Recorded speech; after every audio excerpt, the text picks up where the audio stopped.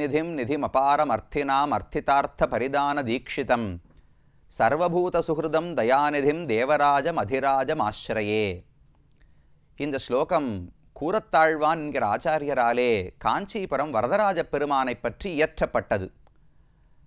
அந்த பெருமானுக்கு வரதராஜன் என்றும் தேவராஜன் என்றும் தேவாதிராஜன் என்றும் பெயர்கள் வழங்கப்பட்டுள்ளன. இப்போது எதற்கு இந்த ஸ்லோகத்தை விண்ணப்பித்தேன் என்றால், இதில் பகவானை அழைக்கும்போது தேவராஜம் அதிராஜம் ஆசிரயே என்று அழைக்கிறார்.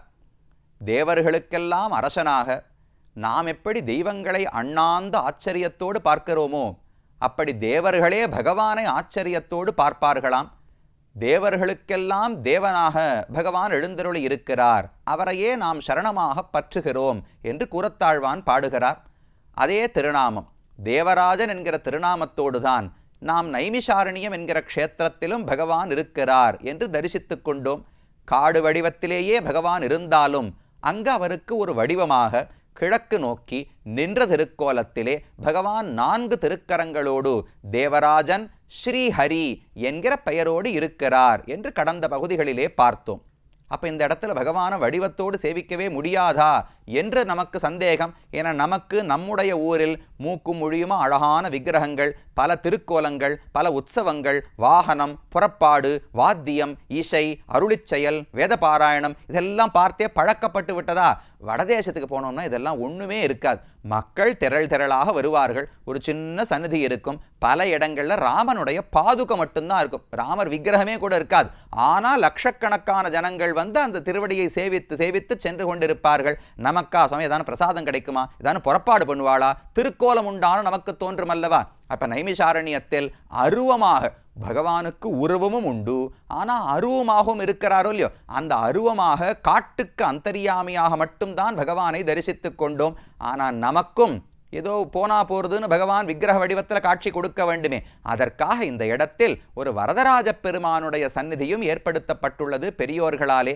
அதைத்தான் தரிசிப்பதற்கு இன்றைக்கு நாம் வந்திருக்கிறோம். நைமிஷாரண்யத்தில் தேவராஜன் என்று பகவானுக்கு பெயர், தேவப்பெருமாள் என்றுதான் காஞ்சிபுரம் வரதராஜ பெருமானுக்கும் பெயர். அங்கிருப்பது போலவே இந்த இடத்தில் எழுந்தருளி இருக்கிறார். ஆனால் சின்ன மாற்றங்கள் உள்ளன. உள்ள நுழைந்தவுடனே முதல்ல ராமஸ்தூபம், ஸ்ரீமத் பரமஹம்சேத்யாதி திருதண்டி ஸ்ரீமன் நாராயண ஜீயர் சுவாமி பெரிய சுவாமி அவரால் ராமக்ரது என்கிற யாகம் செய்யப்பட்டு ராமஸ்தூபங்கள் ஆங்காங்கு நிறுவப்பட்டன. அந்த ராமருடைய ஸ்தூபம் இருக்கிறது. அதை தாண்டி கோவிலுக்குள்ள போனோம்னால் பிரதட்சணமாக வரும்போது முதல்ல மகாலட்சுமி தாயார் பெருந்தேவி தாயாருடைய சன்னதி இருக்கிறது. அபயஹஸ்தம் வரதஹஸ்தம் 2 தாமரைகளை பிடித்து கொண்டு மலர்ந்த திருக்கண்கள். விக்கிரகம் கொஞ்சம் வடக்கத்தி விக்கிரகமாகத்தான் இருக்கும். நம்முடைய கோவில், நம்முடைய பெருமாள் இதெல்லாம் நம்ம கோவிலாக இருந்தாலும் விக்கிரகம் வடக்கிலே இருக்கக்கூடிய விக்கிரகத்தை போலத்தான். ஆனால் ரொம்ப அழகா இருக்கு விக்கிரகம். அப்படித்தான் தாயார் எழுந்தருளி இருக்கிறார். இப்படி பிரதட்சணமா வந்தோம் என்றால் ராமானுஷருக்கு ஒரு சந்நிதி உள்ளது. ராமானுஷருக்கு அருகிலேயே கலியன், அதாவது திருமங்கையாழ்வாரும் எழுந்தருளி இருக்கிறார். ஏன்னா அவர் தானே இந்த ஊரை பற்றி மங்களாசாசனம் பண்ணவர். அப்ப ராமானுஷர், திருமங்கையாழ்வார், அதே போல மகாலட்சுமி தாயார் 3 பேரையும் சேவித்துண்டு கர்ப்ப கிரகத்துக்கு வந்தோம் என்றால் தனி ஒருவனாக பகவான் முழுமுதற் கடவுளான தேவாதிராஜன் தேவப்பெருமாள் மூலவர் நின்று கொண்டிருக்கிறார். ஒரே ஒரு வேறுபாடு, காஞ்சிபுரத்தில் மூலவருக்கு அபயஹஸ்தம் தான் உண்டு. ஆனால் இந்த ஊரிலே அதை பகவான் உற்சவர் வரதராஜ பெருமான் அபயஹஸ்தத்தோடு தான் இருக்கிறார். ஆனால் இந்த ஊரில் பகவான் வரதராஜன் வரதஹஸ்தத்தோடு இருக்கிறார். யார் வந்து எந்த வரத்தை கேட்டாலும் கொடுப்பதற்கு தயாராக நின்று கொண்டிருக்கிறார். அதனால வரதராஜன் என்று பெயர். ஒரு கையில கதை, ஒரு கையில வரதஹஸ்தம், மேல சங்க சக்கரங்களை ஏந்தி கொண்டு மூலவர் இருக்கிறார். உற்சவமூர்த்தி சேவித்தோம்னால் ஒரு கையில வரதஹஸ்தம், இன்னொன்று கட்டிஹஸ்தம் இடுப்புக்கு கீழே வைத்துக்கொண்டு சங்க சக்கரங்களோடு 2 ஸ்ரீதேவி பூதேவி நாச்சிமார்களோடு உற்சவரையும் இந்த இடத்துல சேவித்துக் கொள்ளலாம். இப்படி தனி சந்நிதியாக வரதராஜ பெருமான் தேவராஜன் என்கிற ஊர் பெருமானுடைய பெயருக்கு ஏற்ப காட்சி கொடுக்கிறார். அந்த ஆலத்தையும் நீங்கள் வரும்போது தரிசித்துக் கொள்ளலாம். இனி முக்கியமான ஒரு பகுதி, கீழே சொன்னேனே திருமங்கையாழ்வாருக்கு இந்த கோவிலில் ஒரு சந்நிதி இருக்கிறது என்று. அந்த திருமங்கையாழ்வார் தான் இந்த நைமிஷாரண்யத்தை பற்றி 10 பாசுரங்கள் பாடினார். மணிமணியான பாசுரங்கள். என்ன சொல்ல வரார்னால், இந்த சம்சாரம் எவ்வளவு கொடுமையானது, இதில் நான் இத்தனை நாட்களாக எத்தனை பாபங்களை பண்ணியிருக்கேன்னு பட்டியலிடுகிறார். நான் ஒன்றும் நல்லவனெல்லாம் கிடையாது. ந தர்மனிஷ்டோஸ்பி ந ச ஆத்மவேதி அமர்யாதா க்ஷுத்ரஹா சலமதிஹி, ஒரு நல்லது என்கிட்ட கிடையாது. எல்லா கெட்ட பண்புகளும் பாபங்களும் என்னிடத்துல இருக்கின்றன. இப்படி மிகவும் நீச்சன், மிக தாழ்ந்தவனான நான் வேறு வழியில்லாமல் உன்னை வந்து சரணமாக பற்றுகிறேன் நைமிஷாரண்யத்துள் எந்தாய் என்று நைமிஷாரண்யத்தில் இருக்கிற பெருமானை பார்த்து உன்னையே சரணமாக பற்றுகிறேன் என்று 10 பாசுரங்கள் பாடினார். பெரிய திருமொழி என்று திருமங்கையாழ்வாருடைய ஒரு பிரபந்தம். அதில் முதல் 10 6வது திருமொழி. இதுக்கு கீழே 5 திருமொழிகள். இப்போ சிங்கவேழ்குன்றம் அகோபிலம் பார்த்தோமே, அது முதல் 10 7ஆம் திருமொழி. அதற்கு முன் 10 பாசுரங்கள் தான் இந்த ஊரை பற்றி பாடுறார். பெரிய திருமொழியை பார்த்தாலே முதல் 50 பாசுரங்கள் திருமந்திரத்தினுடைய அர்த்தத்தை ஆழ்வார் விளக்குகிறார். அது முடிஞ்ச உடனே இந்த 6வது திருமொழி வருகிறது. இதில் துவயத்தினுடைய அர்த்தம், பகவானிடத்தில் சரணாகதி செய்வதை அப்படியே தன்னுடைய பாசுரங்களில் மிக அழகாக காட்டுகிறார். ஒவ்வொரு பாசுரத்திலையும் 2 பகுதி இருக்கும். நான் என்னென்ன பாபங்களை இதுவரைக்கும் தப்பா பண்ணி சேர்த்து வச்சிருக்கேன், இப்ப அதிலிருந்து தப்பிப்பதற்காக உன் திருவடிகளை வந்து அடைந்துள்ளேன் என்று 2 பாடுகிறார். அழகான பாசுரங்கள். முதல்ல சொல்றார், முதல் பாசுரம், வாழ்நிலா முறுவல் சிறுநுதல் பெருந்தோள் மாதரார் வனமுலை பயனே பேணினேன் அதனை பிழையெனக் கருதி பேதையேன் பிறவினோய் அறுப்பான் ஏணிலேன் இருந்தேன் எண்ணினேன் எண்ணி இளையவர் கலவியின் திறத்தை நாணினேன் வந்து உன் திருவடி அடைந்தேன் நைமிஷாரண்யத்துள் எந்தாய் என்று ரொம்ப அழகான நீளமான பாசுரம். ஆனால் அழகான கருத்து தெரிவிக்கிறார். நேத்து வரைக்கும் நான் எப்படி தெரியுமா இருந்தேன்? வாழ்நிலா முறுவல், அழகான சந்திரனை போன்ற சிரிப்பு, சிறு நுதல் சின்ன நெத்தி, பெரும் தோள் நல்ல பரந்த தோள்கள், இப்படிப்பட்ட பெண்கள். இந்த பெண்களிடத்துல தான் நேத்து வரைக்கும் எனக்கு ஆசை இருந்தது. வாழ்நிலா முறுவல் சிறுநுதல் பெருந்தோள் மாதரார் வனமுலை பயனே பேணினேன். பயன், இந்த உலகத்தில் வாழ்வதற்கு பயன் என்னன்னு கேட்டால் இப்படிப்பட்ட பெண்களோடு சேர்ந்திருப்பதுதான் பயன். இதுதான் ஆனந்தம், இதுதான் உலகத்திலேயே சிறந்த புருஷார்த்தம், இன்பம் என்று நினைத்து கொண்டிருந்தேன். அதனை பிழை எனக் கருதி பேதையேன் பிறவினோய் அறுப்பான் ஏணிலேன். இதெல்லாம் தப்பு, இப்படி இருப்பது சரியான வாழ்க்கையே அல்ல, இது பெரிய பிழை என்று ஒரு நிமிஷம் கூட நான் யோசித்து பார்த்ததே கிடையாது. இதுதான் வாழ வேண்டிய முறை என்று நினைத்து கொண்டிருந்தேன். ஏணிலேன் இருந்தேன். அப்படி ரொம்ப நாள் போக்கினேனா, ஏதோ ஒரு நாள் பகவானுடைய அனுகிரகத்தினாலே எண்ணினேன். இத்தனை நாள் நினைக்காம இருந்தேனா, இப்போ பகவத் அனுகிரகத்தினால ஐயோ நாம் ஏதோ நமக்கு ஒரு நாள் வரும். அப்படி உலகத்தில் ஓடிண்டே இருப்போம். என்னைக்கோ ஒரு நாள், அது ரிட்டையர் ஆனதுக்கு அப்புறம் வரலாம், இல்லை திடீர்னு 40 வயசு மிட் லைஃப் கிரைசிஸ்ன்னு சொல்கிறா பாருங்க. அவள் சொல்கிறது உலக விஷயத்தில் என்ன பண்ணிட்டு இருக்கோன்னு தெரியாமல் கிரைசிஸ் வந்துருமா. அதை போல் இப்போ யாருக்காக உழைச்சின்னு இருக்கேன்? சின்ன வயசு முழுக்க ஏதோ விளையாட்டாக போக்கிட்டேன். 25 வயசுக்கு வேலைக்கு போக ஆரம்பிச்சதுலேருந்து குடும்பம், குட்டி, அது சித்தப்பா, பெரியப்பா, அண்ணா, தம்பி, இவர்களுக்காகவே உழைக்கிறேனே, என்னுடைய முன்னேற்றத்துக்கு எதுவுமே பண்ணலையேன்னு ஏதோ ஒரு நாள் நமக்கு ஒரு எண்ணம் வரும். அதைத்தான் ஆழ்வார் சொல்றார், எண்ணினேன். ரொம்ப நாளா எண்ணாமல் நினைக்காமல் இருந்தேனா, ஒரு நாள் பகவத் அனுகிரகத்தினால எண்ணினேன்.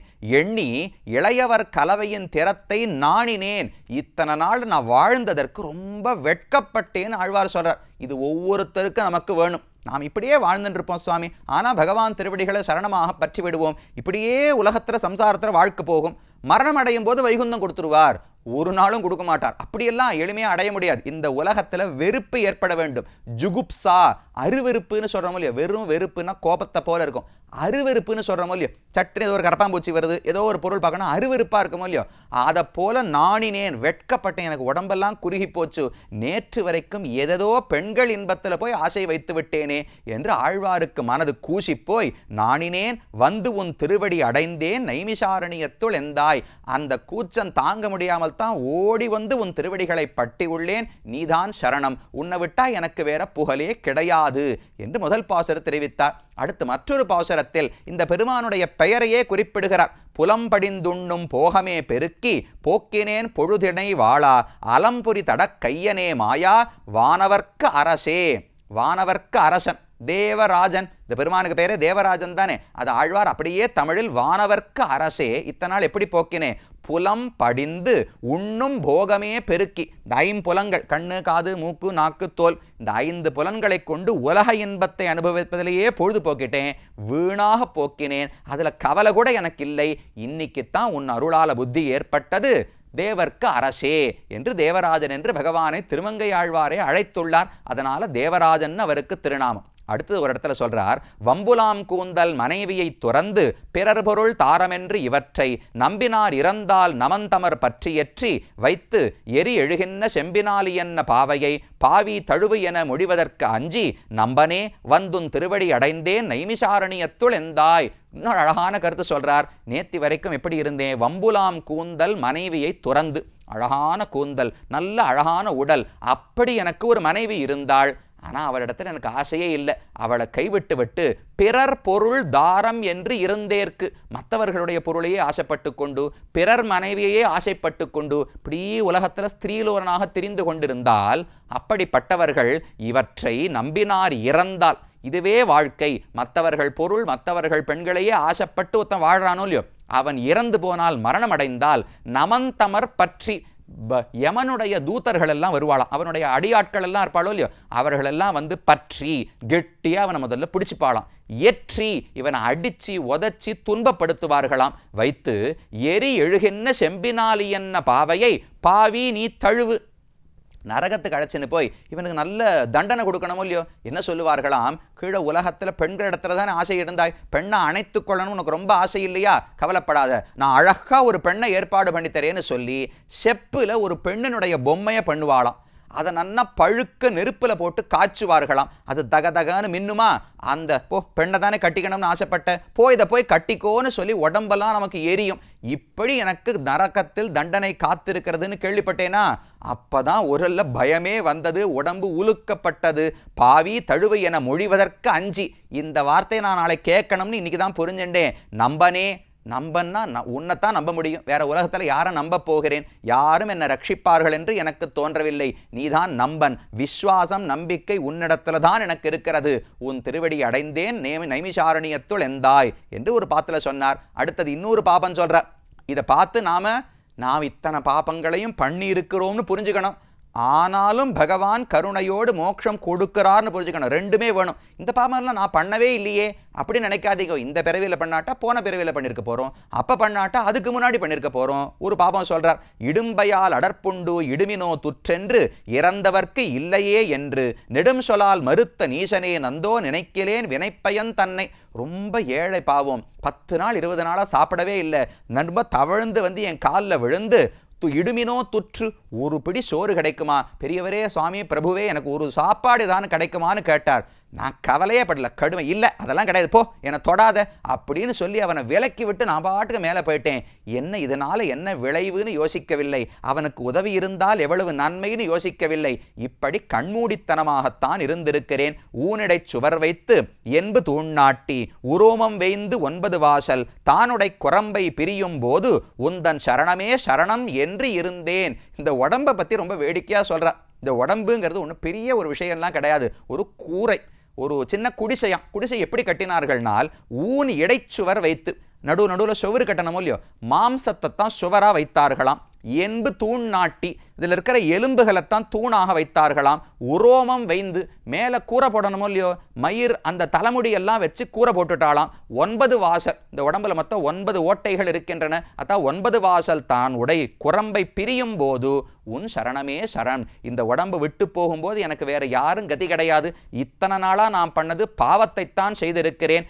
ஏவினார் கலியார் நலிகை என்று கலிபுருஷன் யமதர்மராஜன் எல்லாரும் என்னை பிடிச்சுக்கிறதுக்கு தயாராக வந்து நின்று கொண்டிருக்கிறார்கள். மனம் மொழிமை 3 நாளும் தவறு செய்திருக்கிறேன், அதனால நீதான் என்னை ரட்சிக்க வேண்டும் என்று பகவானிடத்தில் பிரார்த்திக்கிறார்.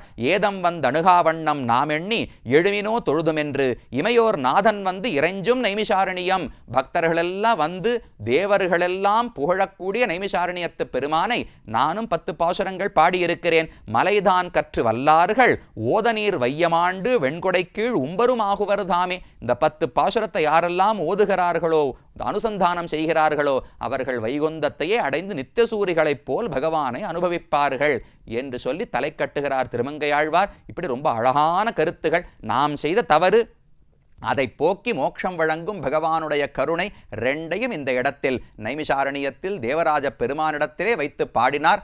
இதோடு இந்த திவ்யதேசத்தை நாமும் சேவித்து விடை பெற்று கொண்டு அடுத்து ராமபிரான் அவதரித்த அயோத்தி பட்டணம், அதனுடைய பெருமைகளை விரிவாக பார்ப்போம்.